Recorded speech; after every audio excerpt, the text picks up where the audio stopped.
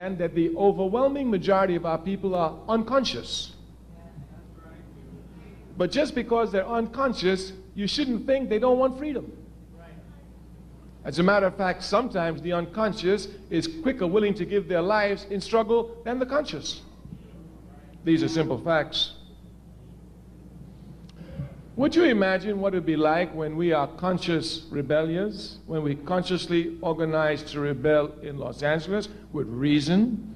I mean, making supply lines, making sure armaments are there, having hospital aids, having fire brigades, just like they do even in Ireland. Nothing big, just a little planning.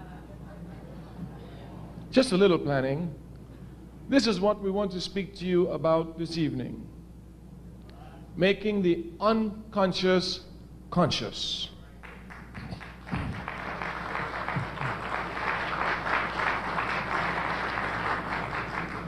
Now we must say from the very beginning, the only, underline the word only, the only route to consciousness is through struggle.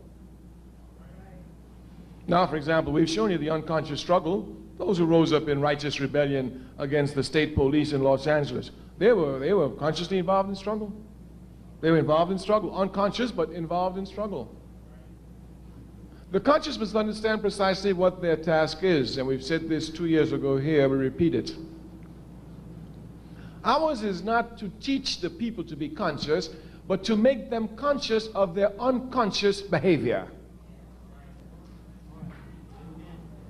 Our task is not to teach the conscious to teach the unconscious to be conscious, but to make them conscious of their unconscious behavior. Because unconsciously, instinctively, they seek freedom.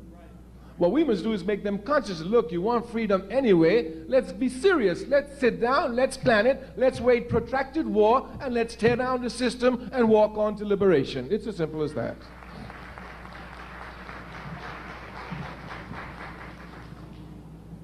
This aspect of the unconscious becoming conscious is linked to mobilization and organization, something we mentioned last year.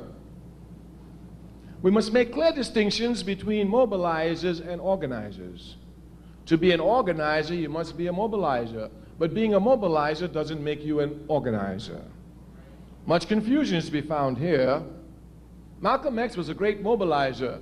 He was a great organizer. Martin Luther King was a great mobilizer. He was not a great organizer. These facts can be easily seen from King and Malcolm. When Malcolm went to a place, he left a mosque. When King went to demonstrations, he broke down desegregation and he moved on. As a matter of fact, King was not concerned with organization to the point that even though he was the most popular Baptist preacher in America, without the shadow of a doubt, and probably, beyond the shadow of a doubt, the most loved, he could not become president of the National Baptist Convention. Yeah, so many of them. The National Baptist Convention. As a matter of fact, if my memory serves me correctly now, and I remember it was Muhammad Speaks that carried the article on the front page in 1964, when King tried to become president of the National Baptist Convention. There was so much confusion there that a minister was actually pushed off the stage and died in the struggle. Yeah. And of course, King lost. The man who won was a reactionary man by the name of Jackson. He never did nothing for the people, never cared about the people, just was a pork chop minister who used their money to put gas in his big Cadillac. But he was organized. But he was organized. We say that we must come to know the difference between mobilization and organization because the enemy will use mobilization to demobilize us. Mobilization is very easy, very, very easy. Because since we're people who are instinctively ready to respond against acts of injustice, anytime there's one little act of injustice, we can blow it up and we'll find people who come and make some mass demonstration around it. Miss Sally lost her job. Let's rally. She'll get her job back. People will come and rally. So-and-so got kicked out of school because the teacher's unjust. The people will come and rally. They will come to rally at issues. And this is what mobilization does. It mobilizes people around issues. Those of us who are revolutionary are not concerned with issues. We're concerned with the system. The difference must be properly understood. The difference must be properly understood. Mobilization usually leads for reform action, not to revolutionary action. If we would look scientifically at the October 16 million and more march, we would see clearly that this was a mobilized event, not an organized event. We must know clearly the difference between mobilization and organization. One of the characteristics of mobilization is that it is temporary. Organization is permanent and eternal. Clear differences must be made because the unconscious can usually be captured easily around one-issue items, around mobilization items, but it's hard to catch them around organization. But these unconscious must be brought to organization. We must transform mobilization to organization.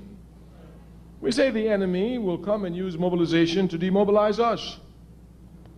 Many brothers and sisters who've been to the million and more march will say to you, I was there. Well, what are you doing today, my sister? I was there. There weren't too many sisters out there, but you know, with a million brothers together, you know where I had to be. I was there. Yes. And then, of course, you find brothers, yeah, I was there. I helped you. What are you doing today, brother? If we're not careful, we allow mobilization to become events. The struggle is never an event. It's a process, a continual, eternal process.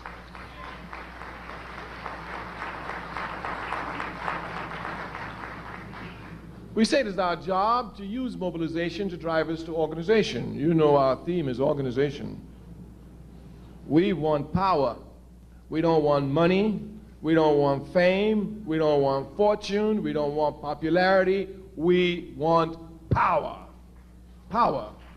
And power comes only from the organized masses.